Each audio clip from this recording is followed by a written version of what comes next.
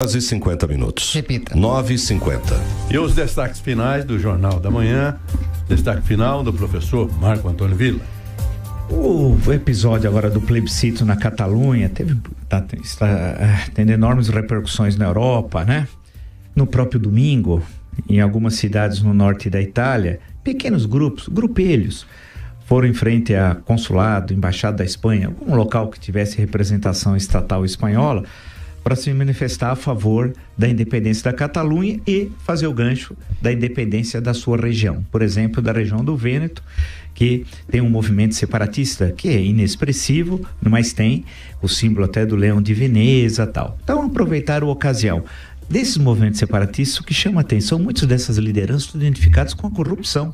No norte da Itália nem se fala, a Liga Norte, todos aqueles que colaboraram com o governo do Berlusconi são corruptos de marca maior. Não significa que todos separatistas, independentistas são corruptos, nada disso. No caso da Catalunha, o time do Barcelona, as últimas diretorias do Barcelona são casos de chamar a polícia, e muitos ficaram conhecidos aqui no Brasil, até por envolvimento com o Ricardo Teixeira. Mas o curioso é que essa discussão da Europa chegou ao Brasil.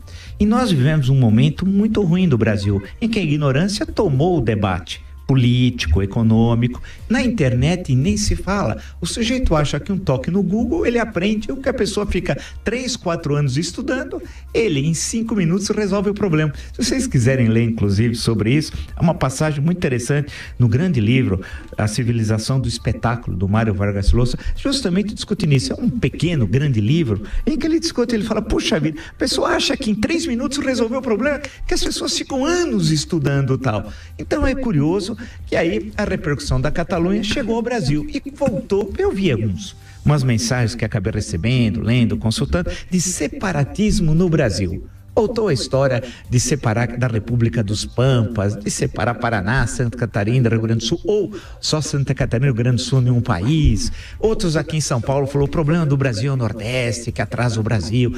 São discussões vulgares, primárias, que não compreendem como é que o Brasil se construiu. Se o Brasil hoje é esse país uno, com uma língua só, com valores mais ou menos idênticos no conjunto de um país, continente como nós nos devemos isso ao Império. Se não fosse o Império, no século XIX, o Brasil estaria dividido. Vídeo que ocorreu com a América Espanhola. Cerca de 20 países surgiram dos vice-reinos, né? E capitanias que existiam no momento da independência da América Espanhola no começo do século XIX. Isso não ocorreu no Brasil.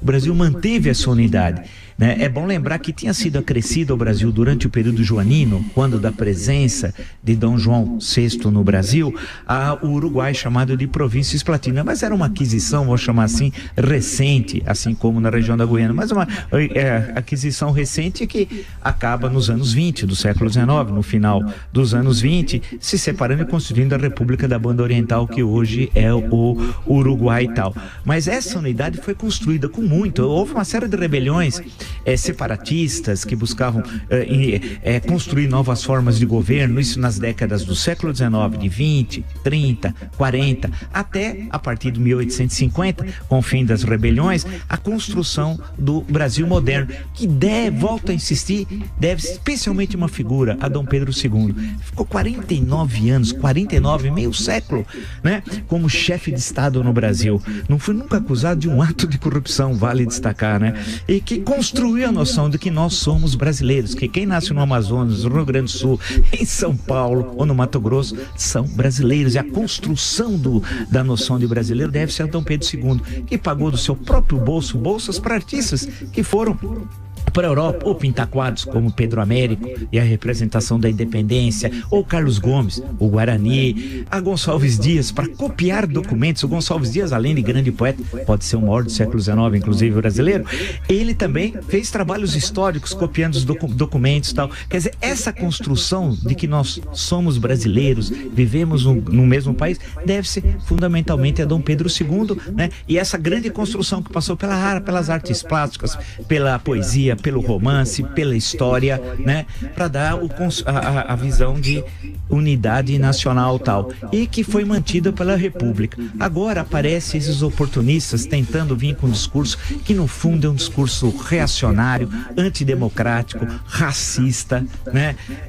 Que quer dizer que uma região é maior que a outra tal. Isso tende a acabar. O que ocorre na Espanha é um fenômeno espanhol que tem as suas razões históricas, e aqui no Brasil, graças a Deus e especialmente ao Império do Brasil, e mais especialmente a Dom Pedro II, nós vivemos uma outra situação.